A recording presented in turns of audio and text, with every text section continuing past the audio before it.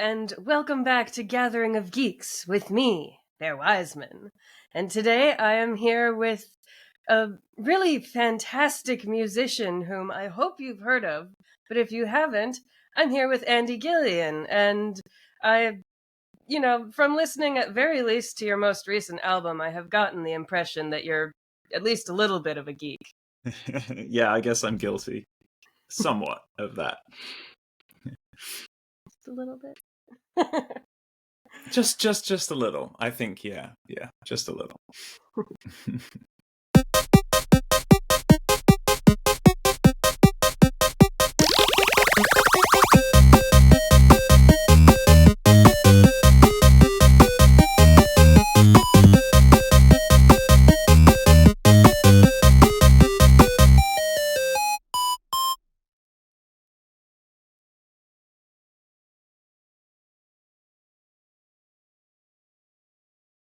Very first thing I wanted to ask you about is just that I know you're originally from the UK, but now you're located in Australia, and I also know that you've been in some Finnish bands and stuff like that too. So just for anyone who doesn't know you, how did you get started with this whole thing with the bands and then the solo stuff and Patreon and all of that? So just what was your journey so far? God, it's a long journey. It feels like it's been a long journey. So yeah, I was born and raised in the UK. My parents taught me how to play piano and guitar and sing and kind of do all the instrument stuff and get into music from an early age. And then there was a Finnish band called Mors Principium Est. It's a melodic death metal band. Both their guitarists and songwriters left the band, and they put out a thing online to say, anyone can join from any country, just send in your demos. And I was having a particularly bad day at my job at the time, which was like a 9-to-5 job, office job. And I just thought, this is it. This is the chance to break out and do something crazy. And next thing I knew, I was flying to Finland to meet those guys. And I joined this melodic death metal band of Finns and was in a sauna with them in the next minute I knew. And then I spent the next decade writing albums for them and touring, and yeah, it was wild, absolutely wild. And then the Australia thing's weird. The Australia thing is just like my partner hates the UK. She's just sick of the weather, so she's just like, let's move to Australia. So we did. So I've been in Australia for like 6.5 years. So it's pretty cool. Right. Most people, I feel like, wouldn't move to Australia of all places. It's so isolated. I hear a lot of people moving away from Australia so they can see more of the world, but not so many who would go to Australia. Well, I think it's like Australians leave Australia to see the world, but everyone else wants to be in Australia. So like I agree, it is very isolated. When I try to fly back to the UK or fly back to Europe, it was hard. It's always hard to spend like 24 hours on a plane. Nobody wants that. And I'm not in the band anymore, but when I was still in the band, touring was like, it was fine and nothing changed. It just meant that I had to spend a day to get to wherever we were at. And like one time I spent 36 hours on flights because we didn't have any money, right? And we're like, oh, you need to tour the States. And then from Australia, you'd usually fly like, I think, over Hawaii to get to the States. There's nothing between Australia and America, right? But the only flights I could get were to go the other way around. So I ended up going like the long way around the world, over Europe, over my old house in the UK, and then over to New York. It took like 36 hours. It's hard. It's really, the traveling is hard from here for sure. Yeah, but then it's so nice. It's so nice here, though. Yeah. I've heard a lot of people too say that no, it's too hot there. Don't go. Like we're starting to get up to, I don't know, 30 degrees in the summer, and I'm in Finland myself nowadays. Yeah. It's like having a hot summer here is pretty wild. So I can't imagine what it's like down there. Yeah, I've been in Finland a few times in summer, and it's been really hot. I mean, but the thing is with Melbourne, I'm in Melbourne, Australia now, and that hot until it gets hot. Like, it's good temperature for 6 months, and then there's like a couple of months of like getting up to 40 degrees, and that's a bit too much. I think it was 43, 44 last year. But you don't get that all the time. Like, most of the time it's pretty good, and then winter's not. It's still pretty cold, but it's not that bad. Obviously, you guys in Finland get it real bad. Hence the saunas and stuff, I guess. Yes. But why? Let me ask you. Why are you in Finland? Because you sound like you're from the States. I'm Canadian, actually. So. Oh, Canadian! I'm so sorry. I've just committed the worst offense I could possibly commit. Right. So you're from Canada. So what brought you to Finland then? I was originally an au pair. I think I was about 21 or something like that, and I thought I was like, I had a really nice job. I had this really sweet, kind of unassuming, easygoing boyfriend, and I think I just woke up one day and was like, all right, I'm staring down the next 10 years of my life, and is this cool, or do I want to try something different? And being a general weirdo, and as my partner puts it, I live life on hard mode. In fact, I live life on nightmare god mode Hardcore. Sometimes, of just making things difficult for myself. So right, sure. Let's give up all of like my nice job, my easy boyfriend, and all of that. Just move to Finland. And I liked it. I think, honestly, there's a lot more geeks and metalheads in Finland. So I found like this wonderful music culture, and much to my surprise, a lot of people were geeks. So you get raised in country music Alberta, and there's not a lot of people that maybe you relate to or you have a lot of common with, because I don't know, everyone worked on the oil fields and listened to country music, and I had to go through my teenage rebellious phase of like, no, country music, no, I can't, I won't. That's the worst music. Do you know what? I've found myself recently. This is terrible, but I found myself listening to country music. Like, I love it. I mean, so is it Luke Combs or Luke Coombs or whatever it's called? Oh, is I've that heard country of music, or is that a bit too much like pop? But anyway, I don't know. I'm a sucker for it because every song is the same. The lyrics are the same every time. You know what you're getting. It's either it's like the word whiskey will appear in the first sentence, like always whiskey, beer, some running into your ex at the bar. Like it's the same story every time. But for some reason, it just takes me away from all the metal I'm writing, and it just takes me to like. Just transports me to like a world I'll never know, which is country America or rural Canada in your case, I suppose. I love it. My genre snobbery happened way when I was younger. Nowadays I'll listen to anything, and country music is its own special kind of magic, because I sort of call it ranch house white people blues. That it kind of, I think, developed from blues and some of those genres, but it was more for the farm worker and stuff, and so maybe I don't like it as much since the 2000s, when working the farm was not the job that everyone in the US and Canada had anymore.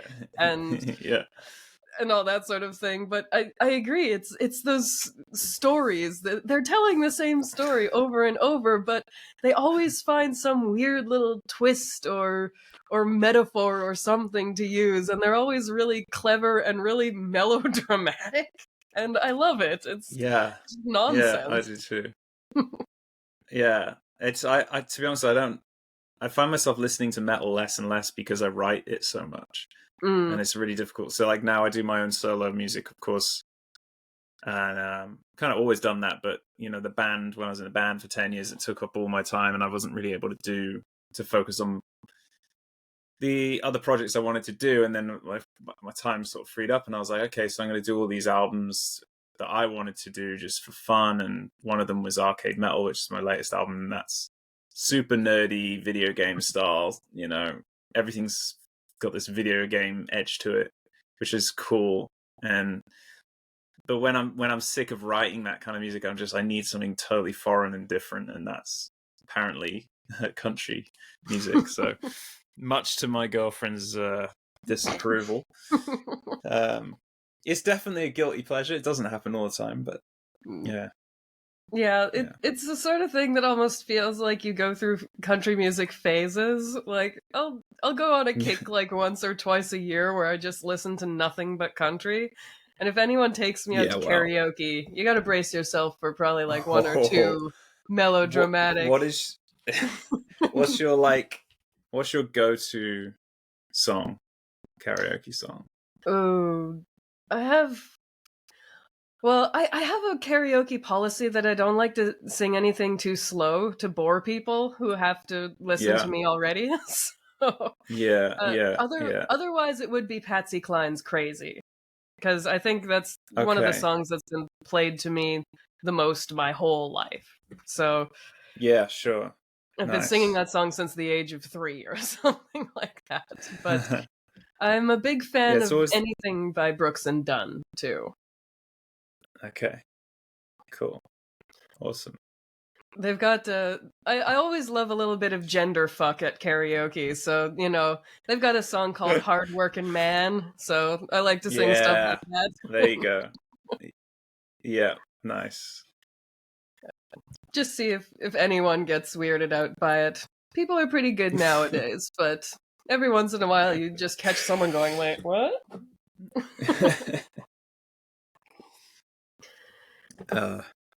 Yeah. Karaoke is dangerous. It's a dangerous game. But I do love it. I do love it. It is very fun.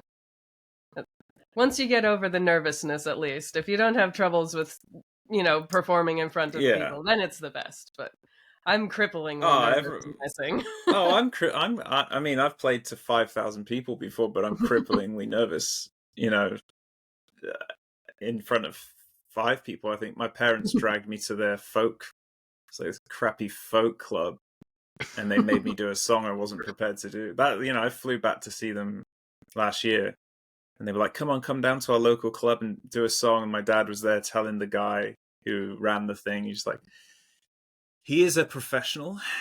He's a full-time professional musician. And I'm just sat there like, really, Dad, you're gonna tell everyone that before I go on and play something? And I had no idea what to do. I just stepped off a plane. So I ended up singing, I think I sang Feeling Good, like Nina Simone. And it was just like the worst thing ever. Like, I had my dad's acoustic and I was just like plucking chords because I just didn't know what to do. I was like, I know that song really well, so of course I'll just do that. And then, but yeah, man, I get nervous performing. I start to get these weird cramps. I played a gig last month, and before I went on stage, I started to get these cramps in my hand, and my hands are like doing this and curling up. My wrists are like, it's really bizarre, like mind, how the mind affects the body and vice versa. So I still get nervous before going on stage. Yeah. Yeah, I think maybe like if I dug into my childhood, I would find that I got shut down a lot when I tried to sing. So, I had like a very dowager grandmother whose favorite was always the youngest. And so if like my younger cousin and I were singing in the back of the car, my grandmother would be like, "Shh, I want to hear your cousin." Right. And I'd just be like, "Oh well." No. That's not fair, is it? I think also in elementary school, in grade 5, I joined the choir. And there was this one girl who would just shout the whole time. And I remember one day that I started singing really loudly just so I could hear myself over this girl sitting next to me. And then the teacher told me to stop shouting. And I think, like, these have, like, I like to therapist myself a lot and see, like, okay, same. what's happened in my life? Definitely, that happens. It has to happen to me too. I played a gig at the school. I was 10. I think I was 10 years old, and I was in a rock band at the time. You know, we did like Guns N' Roses covers and stuff. Nice. And I got on the mic, and I'm like, you know, I'm singing like Axl Rose, so of course I'm gonna have, and you know, I'm 10 years old, so like my voice is 2 octaves higher than it is now, right? And I still remember this kid. After I played the sickest set of my life, I was like, damn, that was killer. We played Sweet Child of Mine, we knocked out the park. And then this kid comes up to me and is just like, you sound like a girl. And like, you know, it killed me at the time. I wouldn't care now that, Yeah. you know, but like at the time it was like, Devastating. you know, like it's just like, oh shit, like, oh, I obviously don't sound good enough for this kid, and that's like, he's like my biggest critic. Clearly I need to really please this kid. And then I've had a couple of comments over this, you know, like when you sing though, you put your whole life on the line, don't you? It's your personality. It's not just you. Playing guitar is kind of like an extension of your body, but singing is a personality coming out of your mouth in front of people. And you're just like, if you're not good enough, it hurts you in your soul. You know, it really does. And I've totally had times like that in my life where people have said I didn't sound good or whatever, and that kind of put me off. But I hope the girl in the choir who was shouting ended up to be a metal singer. I don't know. Maybe she went on to do some growls and screams. But I'm sorry that happened to you. It can be devastating. These things stick with you when you're a kid, don't they? Yeah, it's always interesting. Like, I could fully change this whole podcast into also just people who were kind of weirdly bullied when they were young, because the crossover with Yeah. geeks and people who didn't have a lot of friends is pretty heavy. So, Well, we should also, we can talk a bit about that, because that actually fascinates me. Not really. I've never looked at it from the geek angle, but from the metal community. Seems this has been something that's been on my mind since like forever. You know, people who are drawn to the genre of metal seem to have had an abusive past. I mean, a lot of us seem to have had some trauma, some kind of, and I think there's reasons for us turning to a louder, darker sort of side of music in a way. And then I think, you know, geeks are also the outliers, you know, of society and whatever, and there's a reason for that too. And it's just that fascinates me. You know, are we all just broken, traumatized geeks and metalheads? Like, what's going on? Have you ever watched that documentary? I can't remember when it came out, but it was, or the name, frankly, but it was some sort of sociological look at heavy metal culture. And the guy did 2 of these movies. I want to say maybe around 2008 or so. And they were really cool. You know, you get interviews with Ronnie James Dio talking about the origin of the horns and things like that. And you really see that there's a lot in common between geek culture and metal culture, because it's usually the outcasts who, you know, they go home and play video games, or they go home and play guitar, or in my case specifically, I remember hitting a point where, you know, I was big into like Spice Girls and Backstreet Boys and Aqua back in the 90s. Then, but as like a little losery kid who didn't have a lot of friends, like all the pop songs about love and romance and partying and dating got like really unrelatable for me, because I was just like, this isn't what my life is like. This isn't even what interests me. But then my brother started playing Iron Maiden, and I was really interested in Greek mythology, because that was kind of like fantasy. And the Flight of Icarus came on, and I was just like, this sounds like Icarus. And my brother was just like, it's about Icarus, duh.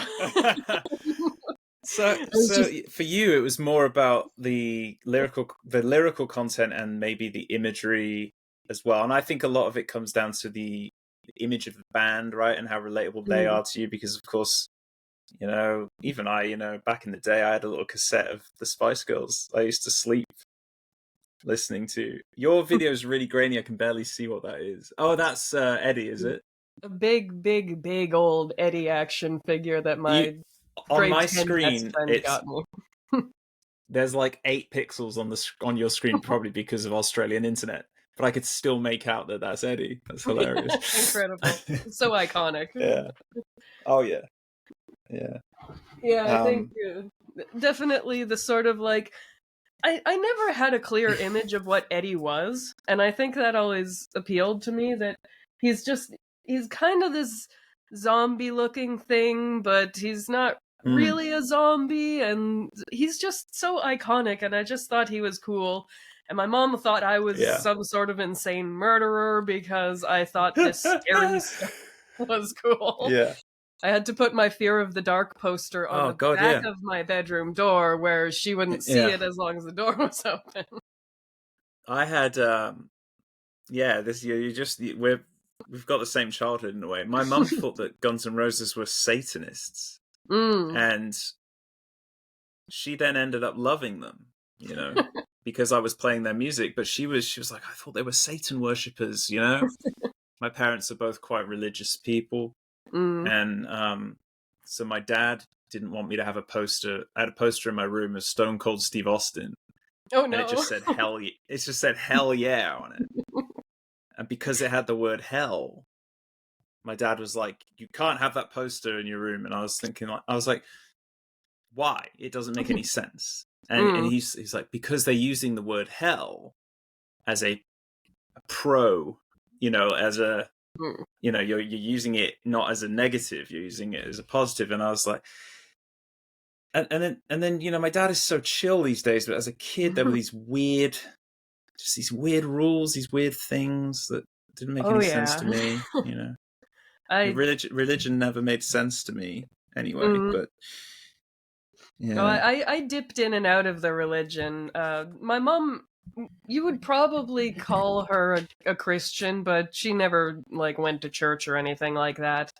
And my dad, old hippie, doesn't believe in any of that stuff. So I think they just get by just never talking about it, and they don't go to church. So that's all they need. But I do remember as a kid, I would get in trouble if I said, "Oh my God." Yeah, I don't think I would want to say that back then. Yeah, taking the Lord's name in vain was still a big thing in the 90s. Yeah, so my dad is my dad is still a reverend, believe it or not. He's actually a reverend of a church. So, he's obviously he's as in there as you can be. And my mother is now a retired religious studies teacher. So I grew up as the black sheep of the family because it just didn't make sense to me. Well, oops, we had a little technical hiccup there, but from what we were talking about, I wanted to ask you if you've ever seen Tenacious D in the Pick of Destiny, and whether or not you found that first scene in Kickapoo to be relatable. Yeah, I've got it in my head now. Yeah, that's going to be in my head all evening, I think.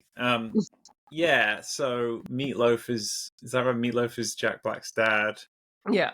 And I don't know, because my parents were like, religious and stuff, but they never really forced it upon me. So I was quite lucky. And they wanted me to make my own mind up with it. And that's really nice of them. But as I said, it's kind of, I think it is. But my parents are super chill. Actually, they just one or two weird things I didn't understand about religion, but that's fine. Like there was this church. It's one thing that's I don't know why I'm going on about this, but there was some church thing, and everyone was singing and dancing. When you've seen the ones, particularly in the States, where people are like having some kind of seizure and everyone's like, hey, it's the devil coming out of them and stuff. This kind of similar thing on a smaller English scale happened at one of the churches my dad was at, where they were singing and dancing, and this one guy just went absolutely crazy, He must have been about 90. And I you don't forget something like this as a kid. This old man just hit the deck. And he just collapsed. He just collapsed in a fit of, in some kind of dancing seizure while everyone was singing and clapping. Everyone was like, yeah. And he's on the floor, and I'm like 7 years old, and I'm looking at him and I'm going, this guy could be dead. He's not moving, right? And his wife just like, I think she like put a bag under his head, or like moved him slightly out of the way and carried on dancing. And it was like, come on, let's go. And I don't know if that guy died, but he was very red. I remember him being very red. And that was quite a traumatizing I can imagine. Yeah. I was like, this guy's going to die. You know that, right? Like, I'm 7 and I know that. Yeah. So maybe you should call an ambulance. Yeah. Maybe it's not the spirit of Jesus. Maybe he's like having a heart attack. It could be, but could it not be both? Maybe. You know, either way, you want to check that out. The guy's like, that was pretty bad. It's pretty traumatic. And then if he died, people would just say, well, he was just overwhelmed with joy to go true. God or something. And he was called up. Yeah. Weird. Yeah, that's intense and sketchy. And I can imagine that leaving a really messed up mark on you as a kid. Just like, this guy might be dying and everyone's just dancing and celebrating around him. Yeah, that idea that everyone just carried on like it was fine, and it was completely bizarre and just awful, actually. Yeah, talk about trauma. Jesus. Yeah, no, I don't think my like getting vaguely kind of almost bullied for playing violin in a town of rednecks is not quite the same as just yeah. There's all sorts of just strange things that happen to us in our youths, and no wonder we always had to escape into video games and whatnot to just find some peace of mind. Absolutely. Yeah, absolutely. So there's this thing of, I guess it doesn't matter if it's metal or if it's geeks. But the common denominator is kind of the outsider kids trying to fit in somewhere else, or somewhere where they fit. Yeah, which is weird for me, because you know what? I'll be honest. I never really feel like I fit. I ever really fit in with the metalheads either. Like, because I'm quite kind of clean. Don't have tattoos. Don't have piercings. You know, I like some screamy metal, but you know, some of the super aggressive stuff's not really to my taste, and I never really knew where I'd fit in, because I was like, in my early years, I was like the popular kid, actually. It's like when I was like, you know, 5, 6, 7, 8, 9, 10 years old, I was like popular kid at school. And then something happens around the time of puberty, and kids become absolute assholes. And suddenly I didn't want to be the asshole. Yeah. So I ended up being, well, these guys are nice over in this corner of the school. So I ended up being befriending these, I guess you call them geeks. But I really wasn't, I never thought I was a geek, but then I never thought I was like a jock or whatever either. Yeah. But I just didn't fit anywhere, I don't think. Now that I mention it, yeah. Yeah, I remember also that elementary school didn't really have so many cliques. I think, you know, like, if I invited people to my birthday parties as a little kid, it was just whoever was in my class that was a girl. So yeah, exactly. So like, and this resulted in some weird ass birthday parties. Like, I had older brothers. They were twins who are 6 years older than me, and just through sheer luck, their birthday is the day before mine. So everyone knew I had older brothers, and I still remember this one birthday party where it was like, of course you had to invite everyone from class to be polite because you didn't want anyone to feel left out. And it ended up with this weird Brittany girl who was in my class, and I remember just this insane thing where we had these summer cabins. There was my grandma's cabin and then like her kids' cabin next to each other. And so for our birthdays, my brothers would take my grandmother's cabin and have a party there. I'd take the other cabin, have a party there.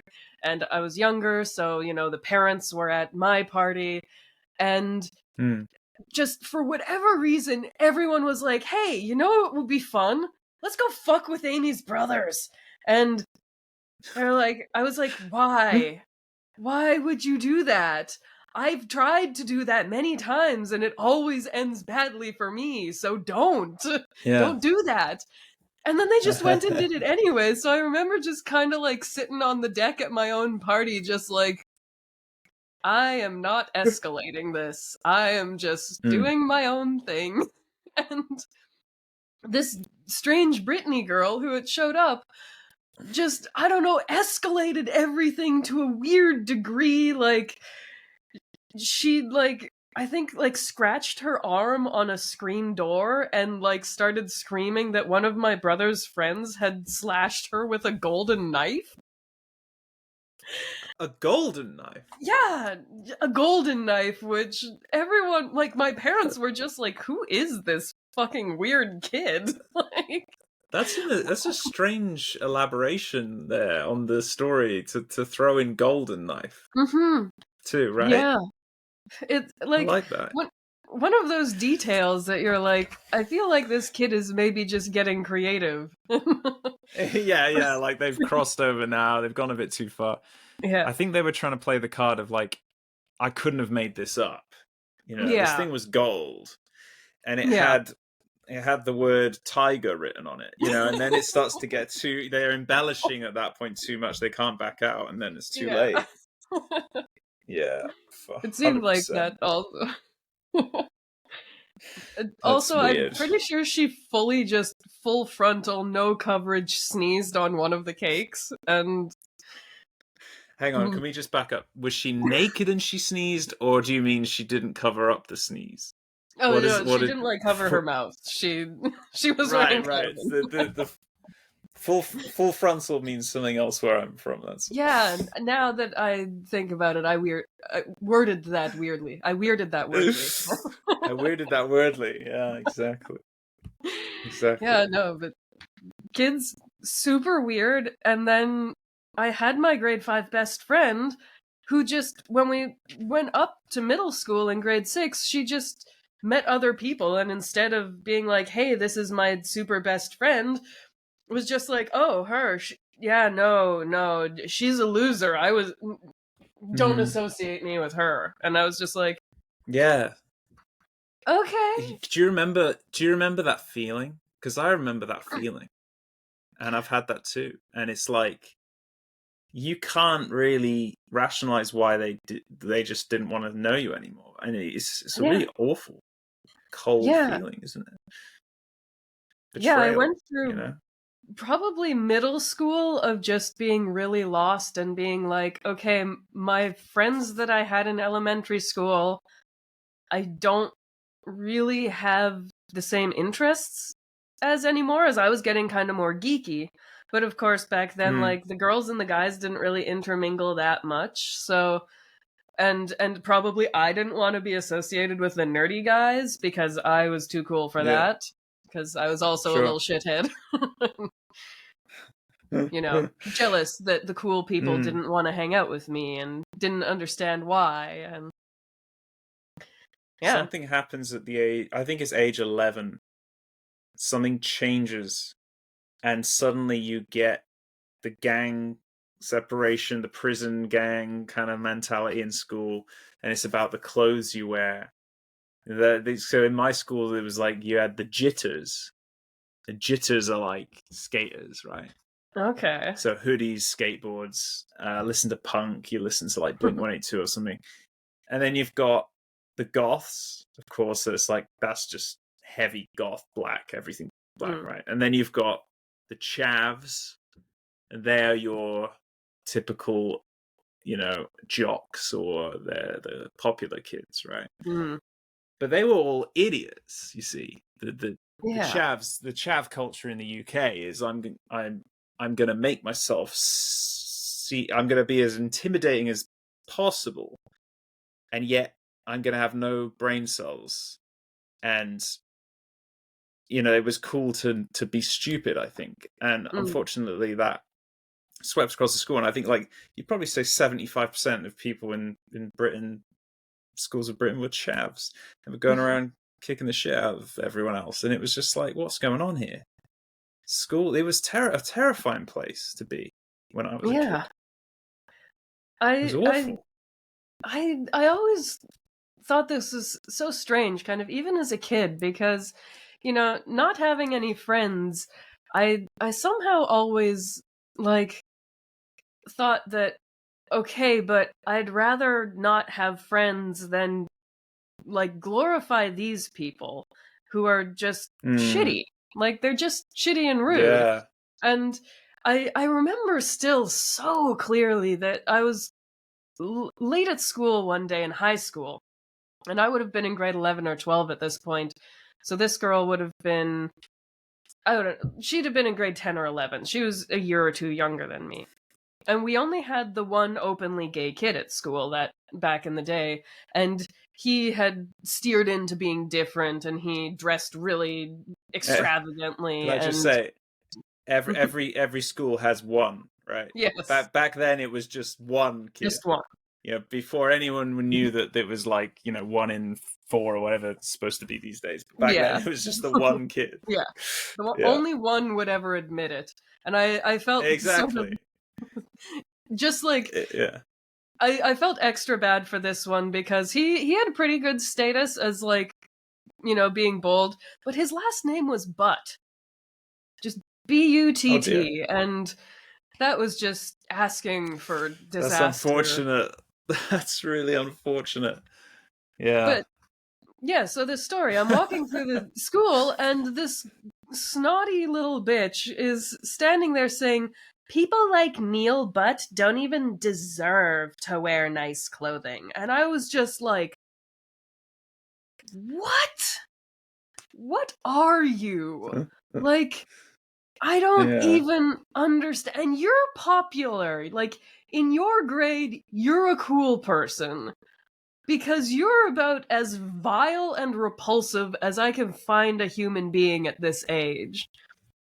And I think that was, like, the true moment where I was like, I'm not even gonna, the popular kids have their rules or whatever of, like, what's cool or not. You know what? I'm gonna be as weird and different and loud about it as I can, just to make them uncomfortable with me being secure in my individuality.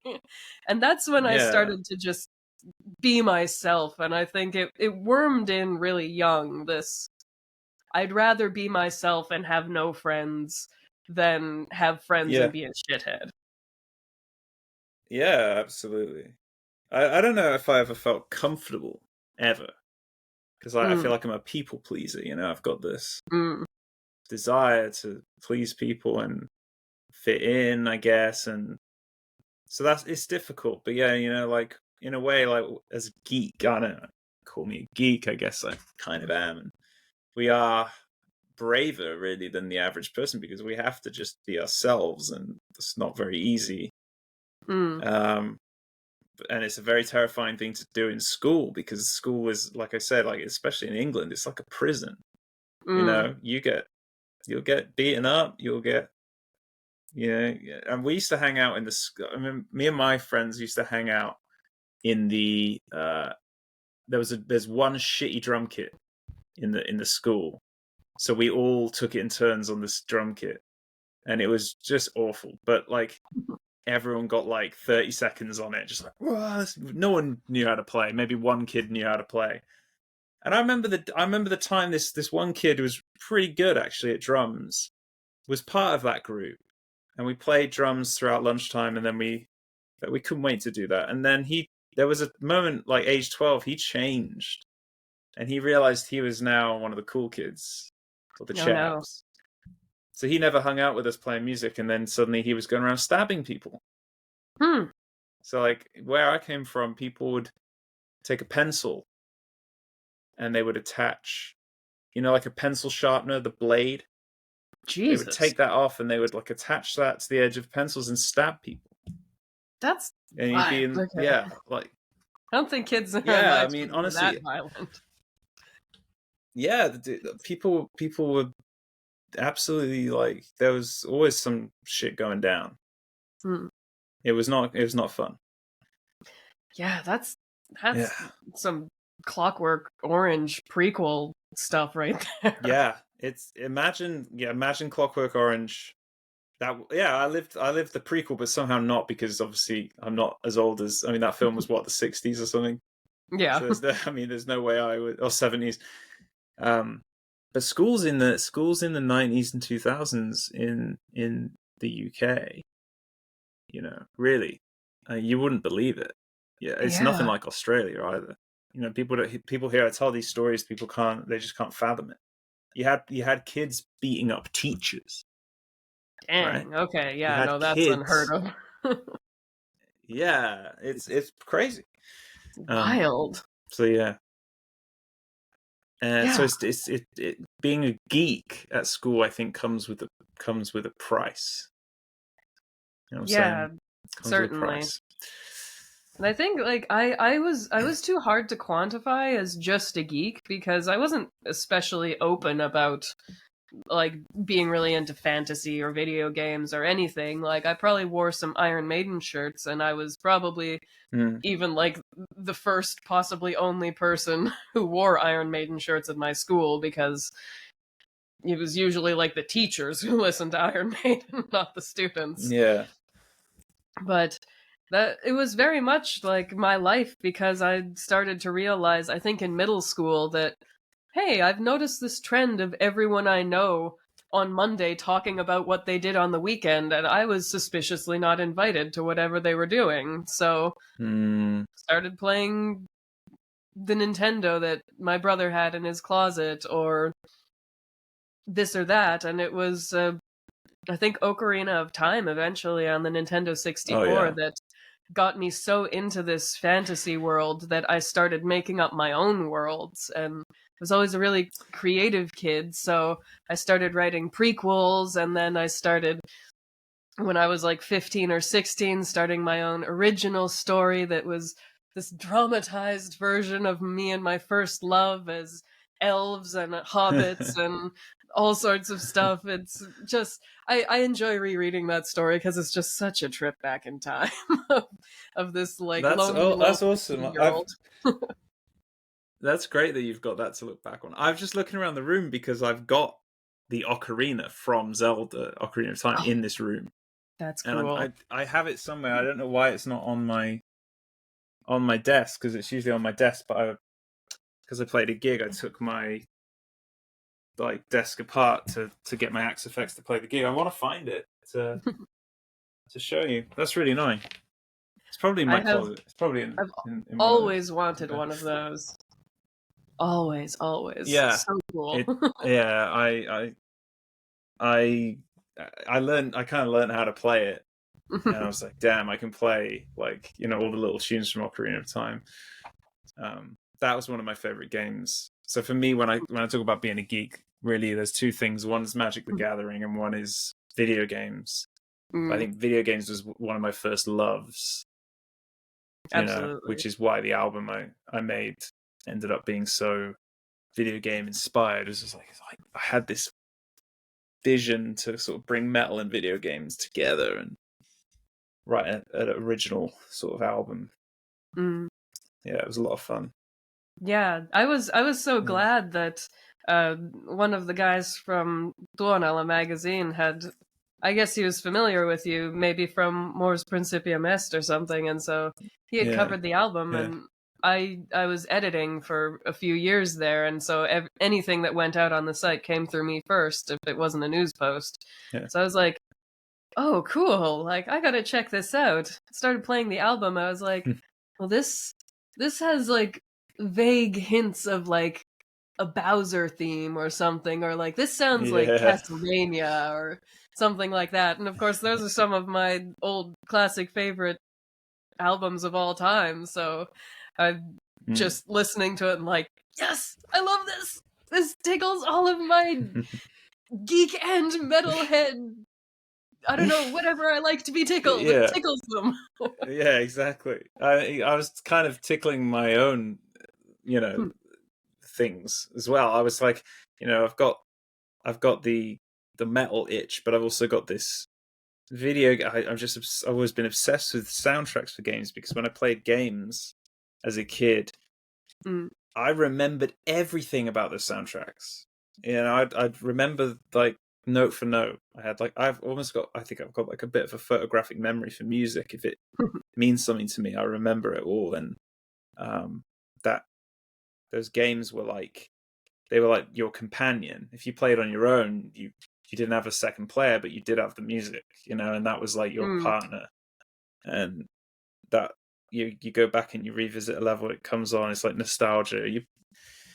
So many game soundtracks I could just put on, listen to, and just get such a nostalgia hit from it. Mm. Absolutely. Yeah. There's one soundtrack even that it's not even an old one. It's actually from a fairly new game called Hollow Knight, and it's this Oh yeah, I know Hollow Knight. oh, just Yeah, magical game. I love it. It's like the yeah. art, the music, everything. One of my Mm. absolute modern favorite games, and I love the soundtrack so much. Every time I put it on, I get this immediate like, I have to go play Hollow Knight now. No, no, Yeah. no, stop it. You've played this game enough. You have other games on your game Yeah. list. Don't go play. But I want to go be there again in that world because the music is taking me back. I know. Well, it's like a film, isn't it? That it's not just the visuals. Like, you need Yeah. to create that world, you need the music too. And that's why like people get. It's the same with film score stuff. It just Mm. transports you there. But there's another Yeah. level with when it comes to video games. I think when you played a video game as a kid, when you're like, if I played a game when I was 7 years old, like Sonic the Hedgehog or Streets of Rage or something, I listen to that soundtrack now. It evokes the same chemistry in my body that I had. That excitement still there somehow, and Yeah. it's just a wonderful thing. Yeah, I love that like feeling of just being transported back in time. I'll get that really heavily anytime I hear The Roses of May from Final Fantasy IX. So that was my Mm, first Final Fantasy game. And, yeah, there's that character of Beatrice. I don't know if you know the game, but yeah, I do. Vague. I didn't play it, but like my mm, friends had it. Yeah, yeah. Well, she's like the badass like captain of the guard, and loyal to the royal family, but then it's the queen who's kind of the bad guy for the better part of the first half of the game.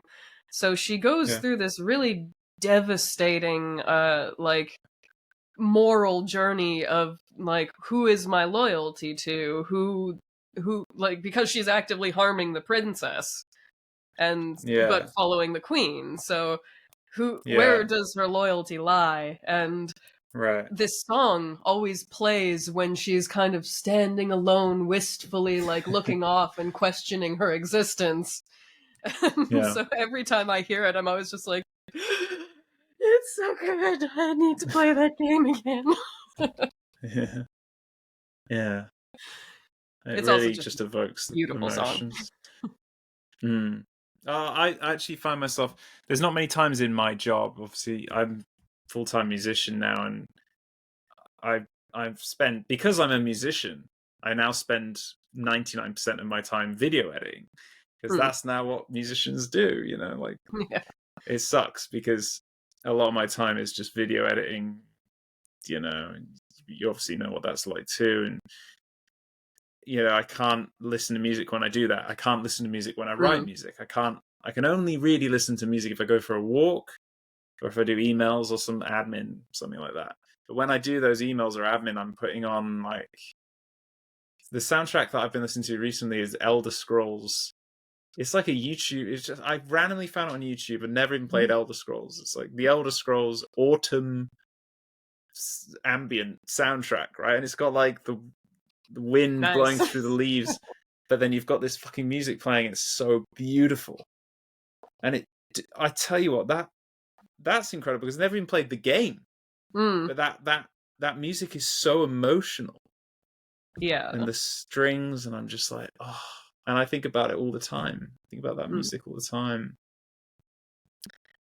I have So that yeah, same experience with these soundtracks to I think the first game is Ori and the Blind Forest, and the second one is Ori and the Will of the Wisp. yeah, I yeah. haven't I've played. played both games. I've played both of them. Absolutely Yeah, incredible soundtracks. Yeah, I haven't even yeah, played the second one because bitchy platformers lose their intrigue for me after a while. I'm too old to be just like yeah. grinding through things. Like I don't have time to do this escape Mm, sequence 40 mm. times before I get it right. Yeah, I'm too old for this yeah. shit. But oh man, and Feel the you. soundtrack to the second game is even better than the first one, and so I don't even need to play the game to just go into the magnificent musical zone of whatever world they're creating. It's great.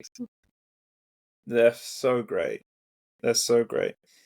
Um, I wish I could land a game where I do, because I've done, I've done a couple of games where I've written music for them, but I've never.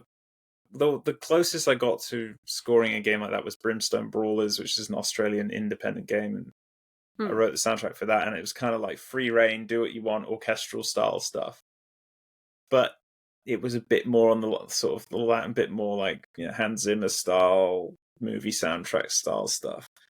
But I'd love to just get the opportunity to score a game where it really just has like really emotional, sad parts. Because I remember I was playing Ori. Is it might be the second Ori game, Hmm. and like the the guy who composed it had me crying about an owl, some owl Hmm. who died or some shit, and I'm Yep. like, how did you do that? Why do I care about this owl? But there I am, like just like holding back tears because the music's so beautiful, and yeah, it'd be great to be able to write. I think for a composer, the best part of composing is like those really emotive parts where you get to pour all of your trauma into a scene. Yeah. Absolutely. We've just been playing this game called Children of Morta, and Okay. again, just astoundingly beautiful game. It's a pixel game, but it's some 100-bit or something like that at this point because the Yeah. sheer number of pixels on the screen is Yeah. enormous, and Yeah. color gradients and whatnot. But it's about this kind of family who lives on the edge of a, I don't know, forest or mountain range or something, and Mm. uh it's got a bit of like a Final Fantasy X sort of like, okay, this is how we solve the problem, except the sacrifice is too much. Can we find another way? And you lose some family members, and the music's really understated. For Mm. what I'm even used to in video game music, I've found that the music has become quite a big part of video games. So the music's quite understated, but I find that it also somehow works to really nicely like sneak a little extra knife into the emotions here and there. Yeah. Yeah. Sometimes, because I scored some film, like short, crappy films usually, but I've also done some film scoring, and they you've got that decision: do you hold back or do you go over the top? And I've had some tricky scenes that are really emotional scenes. Mm. I had one recently, not too long ago, last year. I think it was there was like a rape scene, and I was like, God, I don't know what to do, because Yeah. do I go really like heartbeat and crazy in your and I think I ended up stripping it back and just being because all the emotions on the screen, you just need to also be there. So it's Mm. almost like the music is watching the horror unfold. So the music doesn't really need to tell you, and now something awful's happening, Yeah. and then like you don't need that. Something's awful's happening. You just like need some strings to just be with you in that moment. And um, yeah, something. It's all about writing. When you're writing to picture, it's all about writing music that it serves the picture, complements what's going on the screen. So it's not always as fun as you might think to go do it crazy, whatever you want. Sometimes you just got to sit and, do something a bit more simple. Yeah. Yeah, I'm surprised honestly that this isn't a thing yet, because as someone who's been writing since they were like 13 or something like that, and music has always been so integral to my writing, that because I always have music playing all the time in the background. Like, if you look at any of the stuff I was writing as a teenager, it's just all like, I've got just so much Iron Maiden like ideas in my stories. There's Nomads, there's Dreams of Mirrors, there's Ghosts of Navigators, there's just, like, all of the Iron Maiden stuff is just in my stories.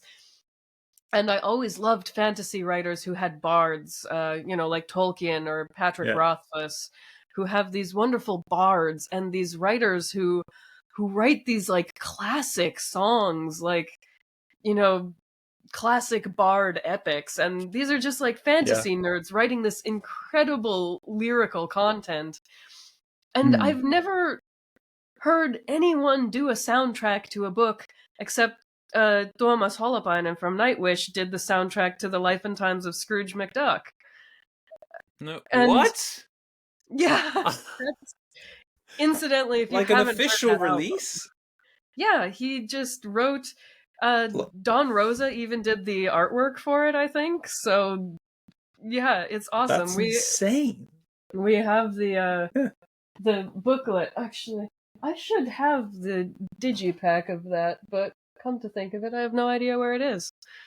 But yeah, it's a great album, and it really suits, like, okay, I've only read The Life and Times of Scrooge in Finnish, so my comprehension of the story is iffy, but the music just perfectly suits the story. It's amazing. Yeah, oh, that's cool.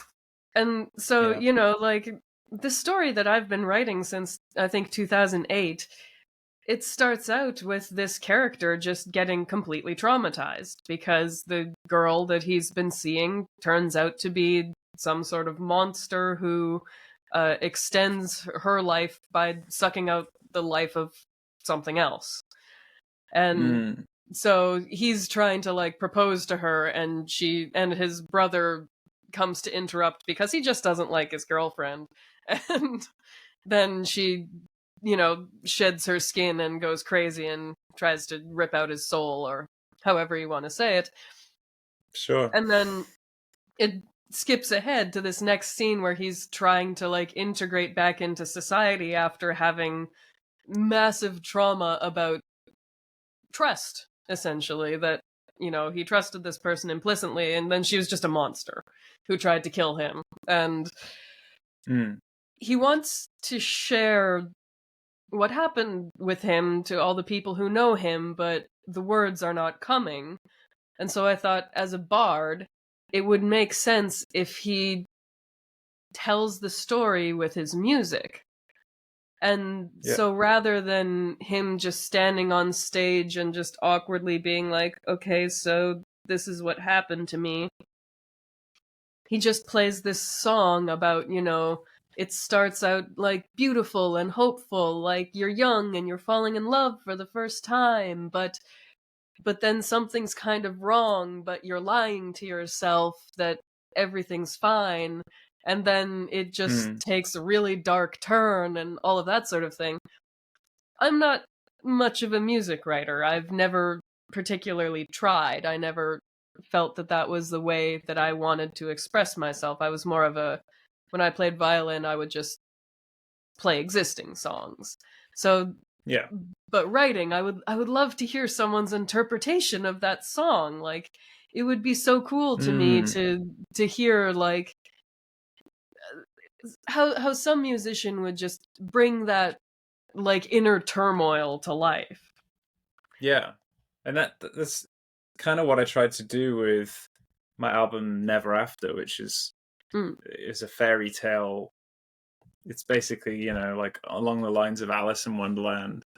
I like the idea of taking a young girl who's been traumatized. It seems to be all about trauma today, but and you know, she loses her mother, and then she ends up going into a fantasy world and sort of becomes addicted to living in this fantasy world where there's, you know, it's like a fairy tale.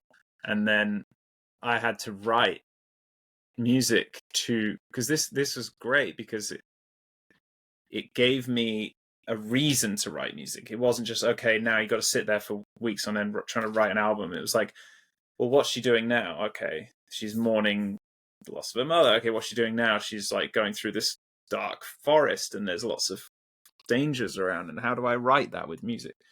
And it always kept me on the path of creating a narrative with music. And I've always been like really interested by people who paint pictures to music and stuff too.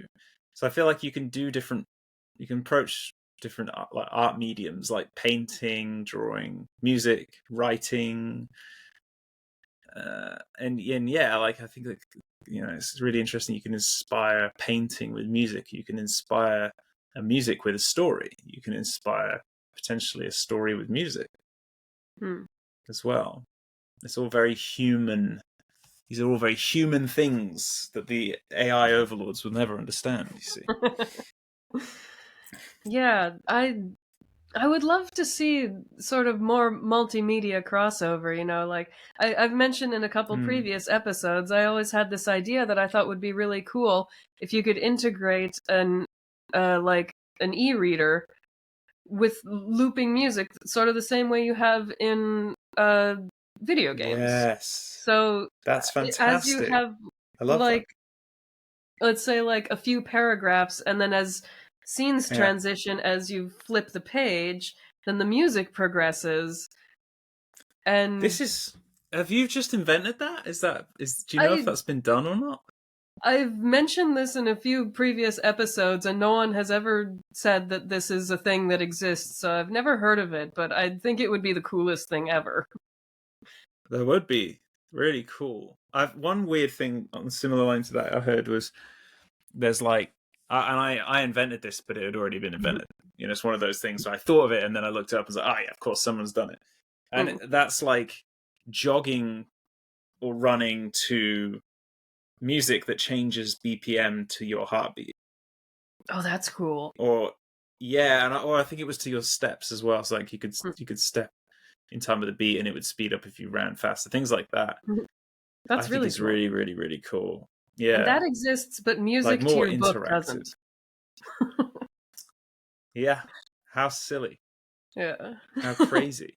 But the way it is with video games now with soundtracks is really interesting because they're so, you know, you have like you enter the boss level or whatever, and suddenly some character appears and suddenly it changes, and then you have like, you know, really dynamic soundtracks, what they call them, where you have layers. So for example, I would need to write, if I was doing a dynamic soundtrack for someone, they would tell me, okay, write this symphony orchestra piece for this forest, okay, and then I write that, and then they go, okay, now you need to send me the layers of that. And then what they do is I just have like maybe just 2 layers to begin with, and then as you get deeper in, more enemies appear, you just bring in more layers, but like they're all there, they're just muted, and then you can just fade in different layers depending on what the character on screen is doing. That's incredible, you know. It's interactive, so cool. It's changing to what you do. It's very clever, and it's very cool, and I love the idea of that. Yeah. But the book one that you just said, that is cool. Yeah. Yeah. Well, like I have this children's book series that I'm working on slowly and surely. And it takes place in this shattered multiverse. So the idea is just that like the walls between the multiverse dissolved one day because somebody did an oopsie, and like all of existence has reset into a horizon. There's something above and there's something below. It's not quite water, it's not quite air. It's called the Night Sea, and the series is called Islands of Night Sea. And I was originally working with a team. But I had this idea kind of worm its way into my brain that the artist should always be different for every island, because there's nothing stationary in this world. Islands are just chunks Yeah. of planets that drift endlessly. There's no maps. You can't ever guarantee that you'll encounter the same thing twice in your lifetime. So Right. what I thought would So be that really even the cool. style would need to be different. Yeah. Yeah, so every island should have a different artist. Yeah.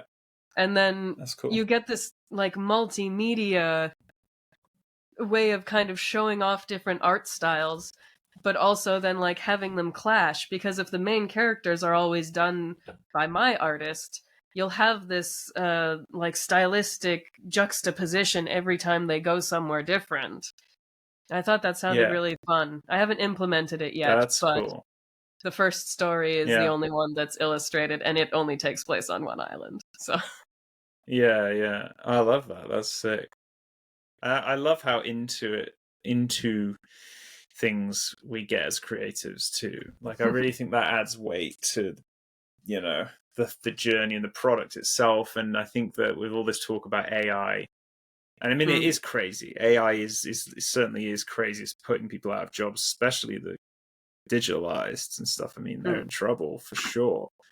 But with music, I see it too. It's going to come up on the horizon soon, when you'll be able to just type in on any old website for free, write me a song in the style of this. It'll do it. I'm sure that we're not that far away from that. But and it scares me. But then again, I think, you know, the people who buy my music are hopefully buying it for the human experience, to live through me and what I thought about when I wrote that, and what I brought to it. And you won't get that. You know, you won't get that with AI. You won't get that with computers, because you won't listen to the music knowing somebody slaved their ass off to make it. You won't read an AI generated book thinking, God, that author was up all night writing this story for children, and how did they think of this, and what happened in their life that made them think of this thing. That's the charm. You know, that charm doesn't exist when you do something with AI. That's exactly why something like The Room exists. The film The Room. Yeah. Yeah. Like, God, that was something else. Oh yeah. But, like, I think like that's exactly why that movie works, though, is because Tommy Wiseau just put all of his heart and soul into that. Was he talented? He did. No, not really, but he was passionate. And and I really admire that passion. Because like, you take a film like Rocky, you know, like Rocky is a good film. Rocky was the same thing. Sylvester Stallone, I think he sold his dog to like pay for some kind of thing to get that film over the line or something. He you know, this was his passion project, you know. But that's an example of when it actually works out as well as being passionate. Whereas the Tommy Wiseau thing is, this is a guy who never should have probably made a film, but no one was going to stand in his way. And there's all sorts of crazy stories surrounding how he got the money to do it. Oh yeah, no, like the man's just a mystery. The disaster artist, but very enlightening. Yeah, it adds that adds an element, though, doesn't it, to the whole thing? Like, who the hell is this guy? What the hell am I watching? But I tell you what, a human made it. A human made that. Yeah, and there's something about that. It's just incredible. Like, there's a kid in Finland who has a bit of a reputation for, let's say, producing similar quality stuff to The Room, but musically. But as I understood really? He was something like 16 years old when he got started. And so, you know, completely tone deaf and absolutely no talent, but the heart is there, and the obsession with Sonata Arctica is there. And so, oh sure, okay, it's just like, I couldn't tell you how old this kid is now, maybe in his early 20s, and I don't know if he's gotten any better because I can't handle listening to his music. But he has a similar kind of fan base in Finland of just people love him because his music is so bad, but he's so passionate about it. So Yeah. people just Have you love ever heard human of passion. yeah, and that I think that's what art is, you know. We're Mm, interested in the journey people go on, I think. I hope so anyway. But mm. have you ever heard of outsider art? Like I don't they get know. like they get people who are like we're talking about geeks, but this is another level. This is like people who are, you know, mentally, you know, really troubled, deranged, or you know, mental institutions, and there's like an art genre for people who are just outliers of society. And I came across one recently. A friend of mine sent me a band, and it was like these. It was like really bad musicians. Basically, what you kind of just described. Like they have no right to be making music, right? It's absolutely absurd. It's terrible. It's not music. It's just noise. And yet, there's something really interesting about it because they are humans doing it. Mm. It might not be good, but your brain starts to question things about the music. So you start to say, "Oh, who's doing what? Why are they doing it? What do they Mm. think of this? What The are they great trying to do here?" whys. Like the great wise, yeah, yeah, uh, yeah. Yeah, It's I all think about. I think it's all in the end. It's all about being human, isn't it? At the end. it is.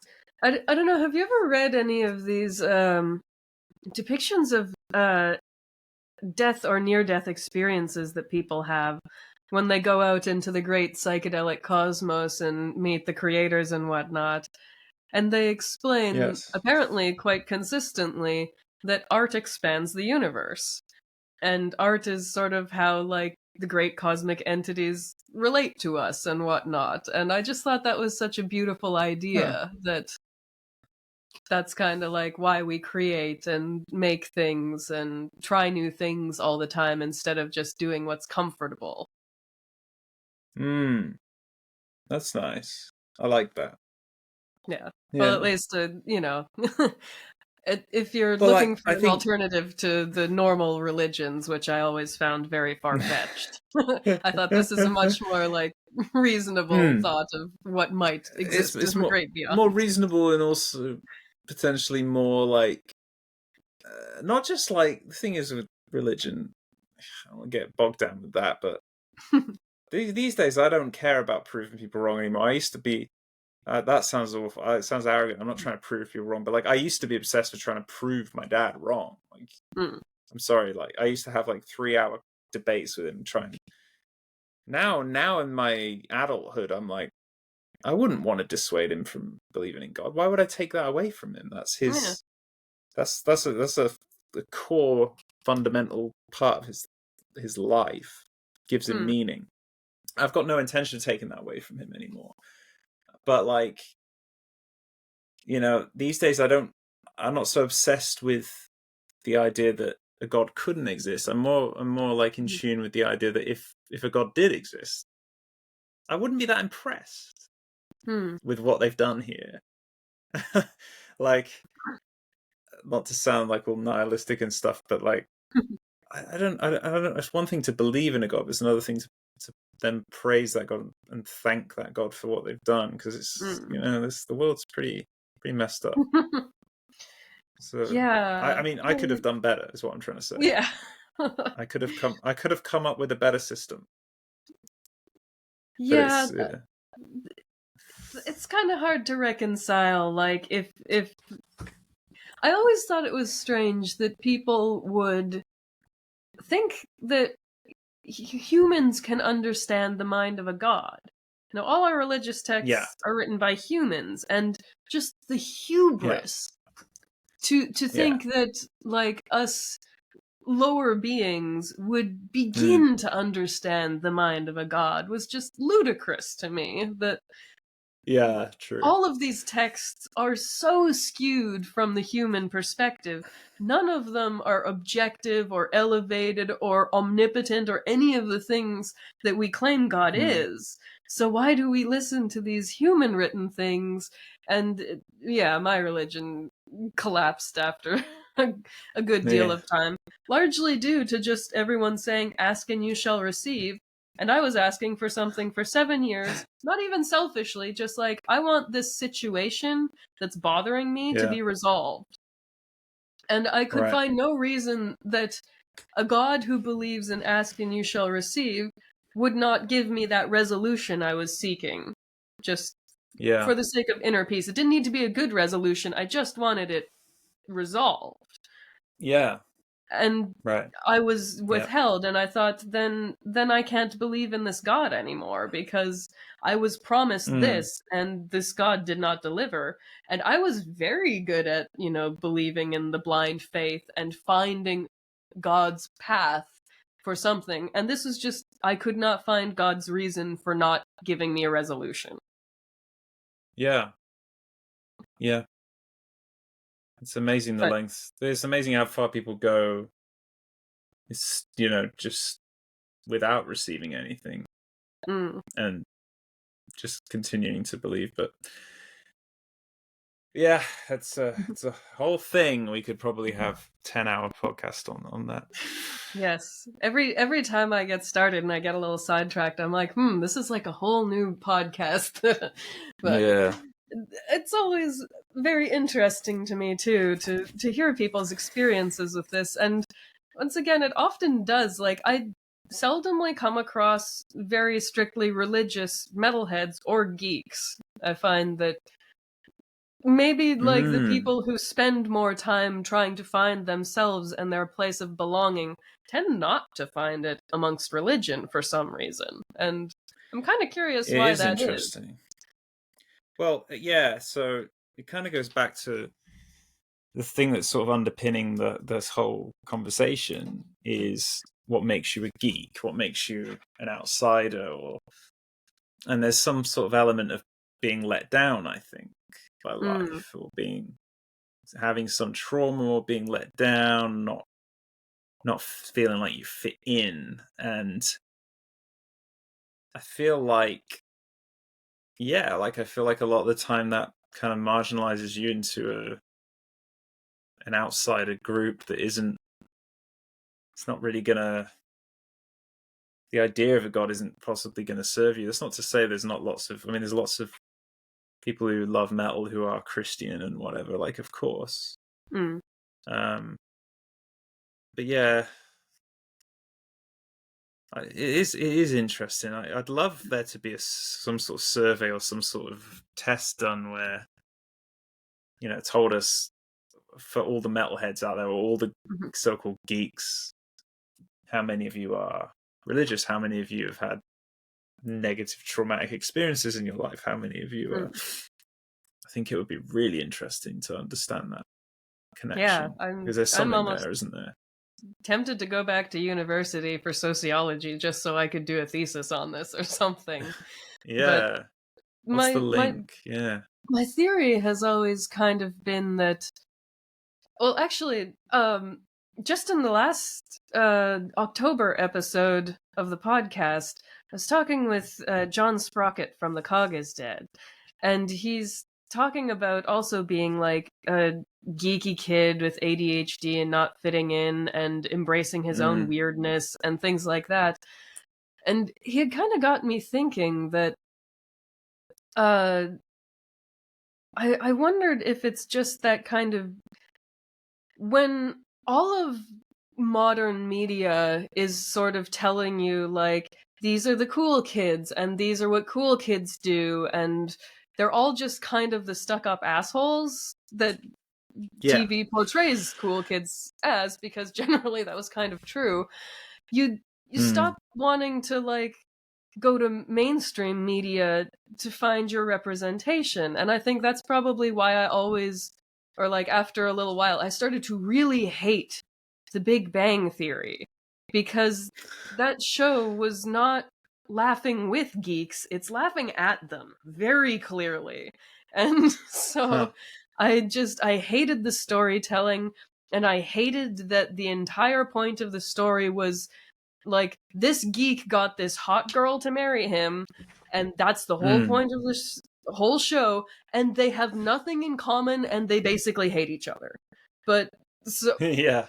like the show is just constantly being like, look at these weird nerds, aren't they dumb and silly and stuff? Like, it's not showing nice representation of geeks. Like, it's pretty like bad stereotypes, and just like kind of offensive to my people, frankly. But Yeah, I never really watched it, but I've seen like the odd episode, and I can see what you mean. yeah, Yeah. there's just some sort of like, I think when you don't find your representation in the normal media, you just go your own way and try and find it somewhere else. And It's really about there's not fitting in, isn't it? Yeah. yeah. Oh, yes. Now I remember what you're saying, because what John was saying in that episode is he compares WWE fans and sports fans to geeks, and we were kind of discussing how maybe true geeks are not really like into certain things, but the geeks are just the people who are passionate about the things that they like. Because if you take like a sports fan, as he's saying, you know, they have like the memorabilia, they have action figures, they have jerseys and helmets and footballs and whatever. That's just what geeks do. But it wasn't, you Yeah. weren't a geek because you were a jock, you were a sports fan. But I think probably geeks in the modern age are really just people who are true, big, dedicated fans of the stuff that they love. And in that sense, Yeah. the sports fans, the WWE fans, all of those people, I'm sorry, you're all just big old geeks. It's true. Yeah. It is, and it crosses the line again to like the sort of neurodivergent mindset of being super into things, like just super fixated on a certain topic. You got to know everything, or like you got to know the name of every character from this thing and their backstory. And and especially if you don't have friends or other kids who like the same stuff as you don't have anyone to talk about it with. You just go and into what was back then, nowadays, like the wiki wormholes. But there's like a certain loneliness about it, isn't there? A little bit. Like, I was writing fantasy because I didn't have friends, so I was just creating worlds and people that I wanted to be around because there was no one in the real world I wanted to be with. Yeah, I mean, music for me was always about escapism. Music for me was always an escape from. For me personally, it was childhood trauma. You know, I wanted to get away from something, and I listened to music all night, and then that was somewhere to focus my energy. It was somewhere to be, you know, just something to obsess over. And then when I picked up the guitar, it became just total obsession. You know, and it gave me a feeling like nothing else in life has really given me. Yeah, and it's sad because I sometimes find it hard to recreate that now, you know, because I guess I've done it to death, but it's my job now. It's like it's also work, and there's that sort of horrible crossover between work and pleasure. But playing guitar for when I was 11, 12, the first 2 years, sometimes I just sit and I think about that feeling. And I'm just like, man, I want that again. Like some kind of drug addict that can't get the original high. That's how I feel. Because nothing could stop me playing that guitar. Just nothing. I'd sit there for 6 hours. You know, I just fucking loved it. And I can still remember like how much I craved it, that feeling of craving. I couldn't even go a day without it, you know. But the going back to the neurodivergent thing, I honestly these days I wonder if the minority I wonder if it's not true, because we're all like, Mm, oh, neurodivergent, autism. It's like autism is a spectrum, right? Like mm. everything seems to just be the spectrum. Yeah. Everyone, like trauma is so much more widespread than we ever thought, Mm. and I just don't see that there are normal people, really. Yeah. Everyone's got their little quirks or their little divergencies. And, like, Hmm. I don't think you'd ever probably diagnose me as OCD or autistic, but I definitely have my moments where I certainly behave a little OCD or a little autistic. I would probably Yeah. say that I have some undiagnosed attention deficit disorder, maybe without the hyperactivity. But Yeah. like, I just like I think the more just try and see people as individuals and not part of a greater spectrum of things, like, everyone's got their own little weird quirks or their own little this or that. Yeah. The more it just seems like people like this is something I've never really got as well is that people like get really dedicated to identity groups or things like that. And Yes. as someone who's always been I was very much a tomboy as a kid, so the gender identity thing that's really big for people right now is kind of confusing for me because I never gave a shit about my gender. I Mm. was a little boy girl when I was a kid, If the boys were running around at the beach with their shirts off, you were going to be hard pressed to get me in a shirt if the boys were doing something else. And so, Yeah. of Yeah. course, around puberty, you know, things start to structurally change and you can't do that Yeah. anymore. But, Yeah. like, as a little kid, I was in the bathroom shaving my beard with my dad. He'd keep like the cap on Yeah. the razor and he'd just let me shave with him in the morning. And whatever my That's cute. brothers did, I did.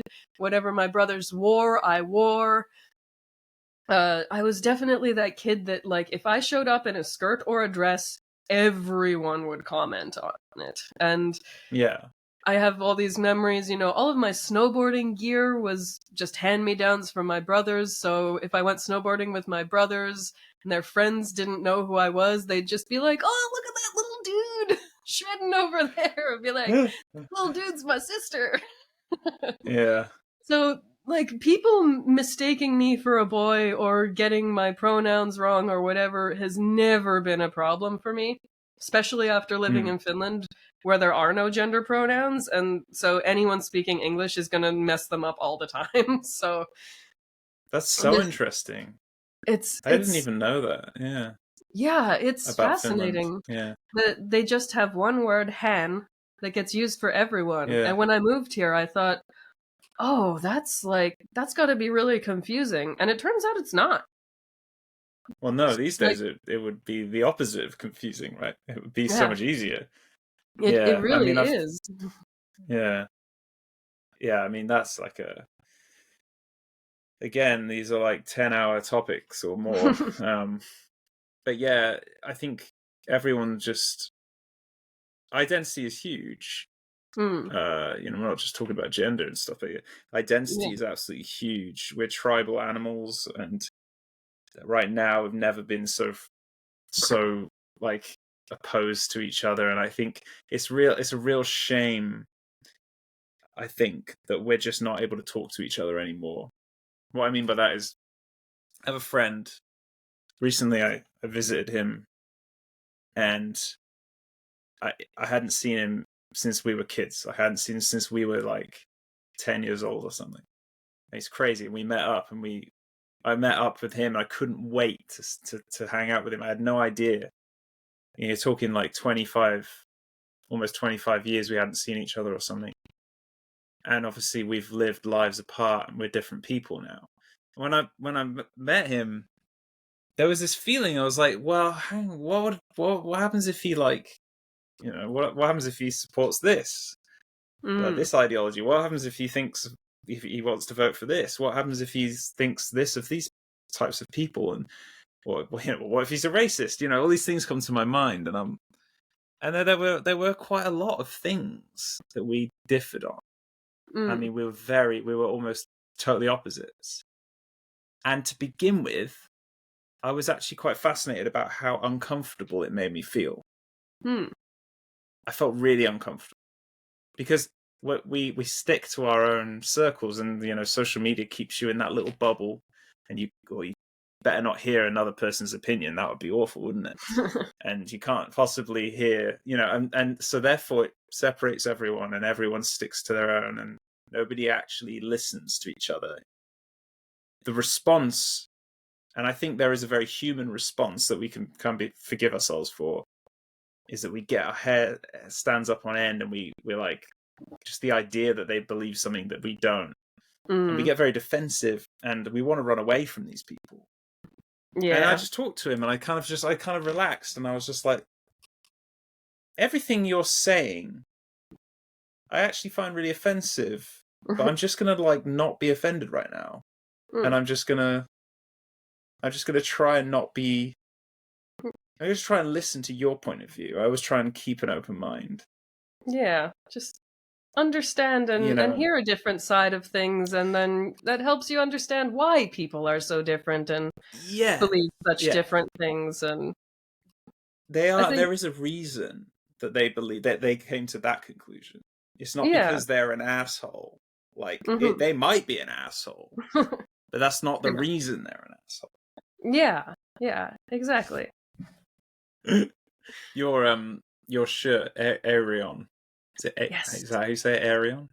Arion. Yeah, so my friend of mine's really into them, and we were talking about narratives and stuff, because that's hugely narrative based, isn't it? There's like a whole lore and everything. Yeah, very cool. I listened to some of it, and it's amazing. Yeah. Quite the extended universe, and actually he's a big geek too. I'm hoping to have him on the podcast sometime next year, because these are all just cool sci-fi epics, and I've just started watching Star Trek, and I know he's a big Star Trek nerd, and I'm starting to understand his stories so much more now that I'm watching The Next Generation. He's got an album called The Human Equation, and that's something that's referred to by the android character a lot. He's trying to figure out the human equation of emotions because he doesn't feel feelings. So cool. Little geek details that tell you exactly the fun stuff that... Geek tales. Yes. My girlfriend was trying to get me to watch Star Trek, but I think I drew the line there. I don't know if I think it's just I'm a bit intimidated by how many episodes there are, how many episodes I would have to get through, but I've picked up on stuff like that from my dad watching it as a kid. And for me, there was a culture. I think my dad does belong to that geek culture. He was into prog rock, and he was into things like, his favorite band was Yes, which is a prog rock band, and he took me along to my first gig, which was Wishbone Ash, and these old proggy English bands, and there's this sort of other geek. I think in stages of, every decade has a different type of geek, and my dad grew up. It's this kind of beardy, weirdy kind of, Dungeons and Dragons and prog rock bands and stuff. I don't know. Nice. And I think I picked up on that a little bit. Yeah. It's always someone in your life. I think a lot of the times it's like a big brother, but it occasionally seems to trickle down from the dads as well. The woman I work with at Tuonela magazine, her name is Laureline. Apparently she was named that because her dad is kind of a comic book geek, and there's the Valerian comics, I guess. They did a movie, the Valerian and the City of 1,000 Stars, or I don't remember what it was called. It wasn't a very good movie, but apparently she was named after the main character from that comic book series, and she's not particularly geeky herself, but apparently her dad was. Yeah. It's interesting that what makes it geeky and what makes it... It's kind of like you said, if you're into football, it's okay. If you're into sports, it's it's not geeky. if you're into something that's like, I don't know, sci-fi, or suddenly it's got this geeky label. I've never really truly identified as a geek until you reached out to me about this podcast, and I was like, well, yeah, I guess I am. You know, I've always been super into retro games. You know, like, I mean, only because that they were retro, they're retro now.